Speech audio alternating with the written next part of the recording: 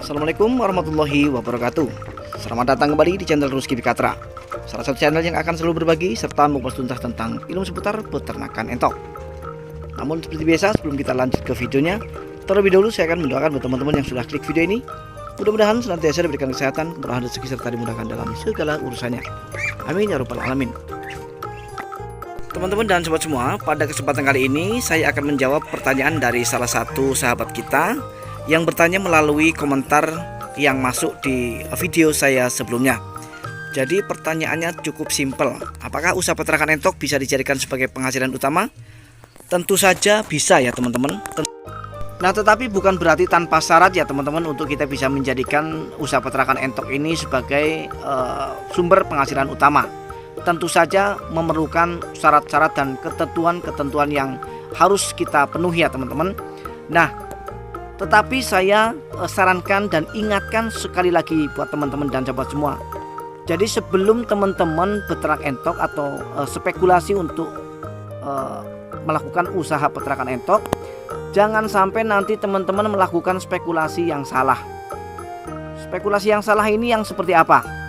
Spekulasi yang salah dalam hal ini adalah yang saya maksud, jangan sampai nanti teman-teman meninggalkan atau spekulasi meninggalkan pekerjaan pokoknya hanya demi melakukan usaha peternakan entok, yang mana teman-teman belum paham tentang seluk-beluk entok, seluk-beluk tentang bagaimana cara kita beternak dengan baik sehingga bisa menguntungkan ya.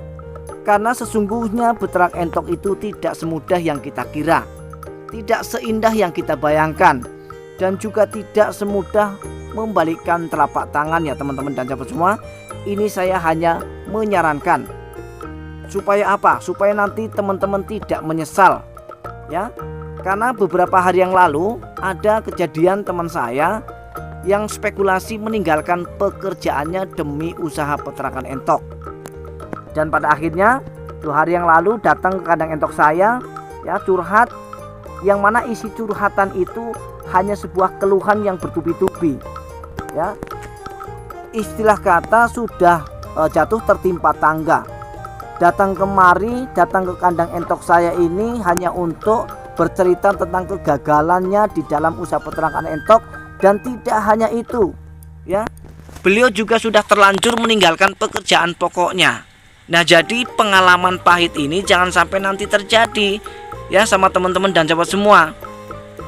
Karena kalau sampai terjadi, pasti hidup kita akan gedandapan ya teman-teman, gedandapan. Nah, tetapi kalau teman-teman dan sahabat semua memang sudah punya niat yang bulat dan sangat tertarik dengan prospek dan peluang yang terlihat di usaha peternakan entok ini, ya itu tidak menjadi masalah. Asalkan teman-teman memenuhi syarat dan melakukan ketentuan-ketentuan yang harus kita penuhi di dalam menjalankan usaha peternakan entok, agar usaha peternakan entok ini bisa kita jadikan sebagai penghasilan utama. Nah, beberapa hal yang harus kita perhatikan tidaklah sulit kalau kita mau menjadikan usaha peternakan entok ini sebagai penghasilan utama. Seperti yang sudah saya jelaskan di video saya sebelumnya, itu sama, bahwa yang terpenting kita mempunyai populasi yang banyak ya, setidaknya 300 ekor ke bawah. Artinya juga harus 250 ekor ke atas. Jadi kalau cuma 10 ekor, 50 ekor, 100 ekor ke bawah, itu jangan dulu. Jangan dulu tinggalkan pekerjaan teman-teman. Nanti menyesal. Percayalah, nanti menyesal ya. Jadi kalau yang namanya usaha peternakan entok itu kita jadikan sebagai sumber penghasilan utama, artinya omset atau penghasilan dari usaha peternakan entok ini paling tidak harus setara hasilnya dengan pekerjaan pokok kita. Jadi kalau kira-kira gaji kita 4 juta, berarti per bulan kita harus mendapatkan untung 4 juta dari usaha peternakan entok kita. Itu baru bisa ternak entok bisa dijadikan sebagai penghasilan utama. Tapi kalau belum, jangan ya. Jangan spekulasi meninggalkan pekerjaan demi usaha peternakan entok. Nah, kemudian untuk selanjutnya teman-teman dan sahabat semua, agar usaha ternak entok ini bisa dijadikan sebagai penghasilan utama, selain dari kita mempunyai populasi yang 300 ekor setidaknya, kemudian yang kedua perawatan yang maksimal, kemudian yang ketiga adalah pemasaran. Jadi ketiga hal itu harus kita perhatikan dan harus kita prioritaskan. Tanpa adanya 3 hal itu ya, populasi yang banyak sekitar 300 ekor, kemudian perawatan yang maksimal, dan tanpa menguasai pemasaran, maka semua usaha kita hanya akan sia-sia. Karena banyak juga dari pengalaman sahabat-sahabat kita ya teman-teman, mahir di dalam beternak ya, semua bisa terlewati, bahkan bisa panen bertubi-tubi ya, artinya entok menetas dengan normal, lancar, dan tentu saja dengan hasil yang maksimal. Tetapi saat pemasaran terbentur, bingung mau jual kemana ini hasilnya. Jadi kuasai dulu pasar ya teman-teman, kuasai pasar supaya nanti hasil dari usaha kita ini tidak sia-sia. Jadi seperti yang saya lakukan juga seperti itu teman-teman. Jadi saya selain mempunyai populasi yang banyak, kemudian perawatan juga saya harus maksimal.